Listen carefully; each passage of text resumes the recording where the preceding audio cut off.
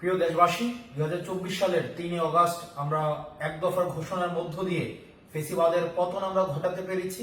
কিন্তু আমাদের প্রত্যাশিত নতুন রাষ্ট্র গঠন অর্থাৎ নতুন বন্দোবস্তের যেই আকাঙ্ক্ষা, যেই প্রতিশ্রুতি আমরা বাংলাদেশকে দিয়েছিলাম, জনগণকে দিয়েছিলাম, সেটির যাত্রা এখনো পর্যন্ত সম্পন্ন হয়নি। সেটির লড়াই এখনো পর্যন্ত আমরা করে যাচ্ছি। আমরা বিগত জুলাই মাসে বাংলাদেশের 64টি জেলায় গিয়েছি। আমরা আমাদের দেশ গড়তে জুলাই পদযাত্রা করেছি। বিচার, সংস্কার এবং নতুন সংবিধান এই লক্ষ্যকে সামনে রেখে নতুন করে রাষ্ট্র পুনর্গঠনের জন্য আমরা জনগণের কাছে গিয়েছি। সাধারণ মানুষের আশা আকাঙ্ক্ষার কথা শুনেছি। মাঠ পর্যায়ে দাঁড়ে দাঁড়ে গিয়ে মানুষ কি চায়, এই বাংলাদেশকে কিভাবে দেখতে চায়, তাদের সেই কথাগুলো শুনেছি। এবং এই অভ্যুত্থানের সময় আমরা এই বাংলাদেশকে নিয়ে যে স্বপ্নগুলো দেখেছিলাম, আমাদের যে আকাঙ্ক্ষাগুলো, সেই আকাঙ্ক্ষাগুলো তাদের কাছে তুলে ধরেছি। এবং এই যে সামগ্রিকভাবে বাংলাদেশের প্রত্যেকটি জায়গায়, জেলায় গিয়ে মানুষের যে চাওয়া পাওয়া আকাঙ্ক্ষা, সেগুলোকে ধারণ করেই আমরা আগামী দিনের আমাদের যে ইশতেহার, সেই আমাদের এনসিপির ইশতেহার সাজিয়েছি। প্রিয় দেশবাসী, জুলাই গণ অভ্যুত্থানের 1 বছর পূর্তির দ্বার প্রান্তে আমরা।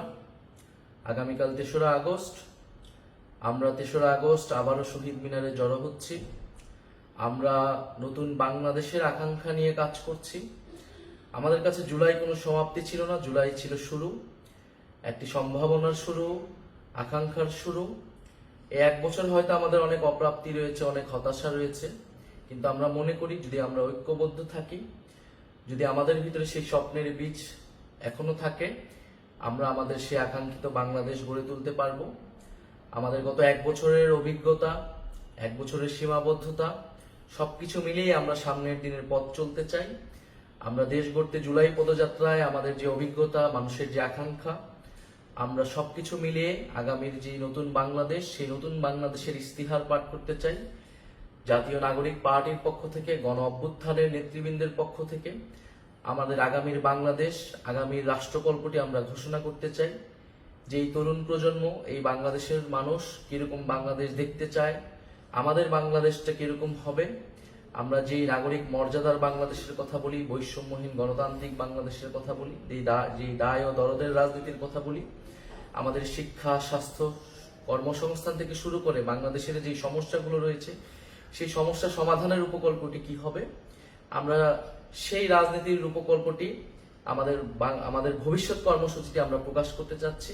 এবং এর মধ্য দিয়ে আমরা আমাদের জুলাই পদযাত্রার পরিসমাপ্তি টানতে যাচ্ছি এবং 3রা আগস্ট 1 দফার যেই নতুন বন্দোবস্ত এবং ফ্যাসিবাদী ব্যবস্থার বিলোপ, সেই দিনটিকে স্মরণ করতে যাচ্ছি।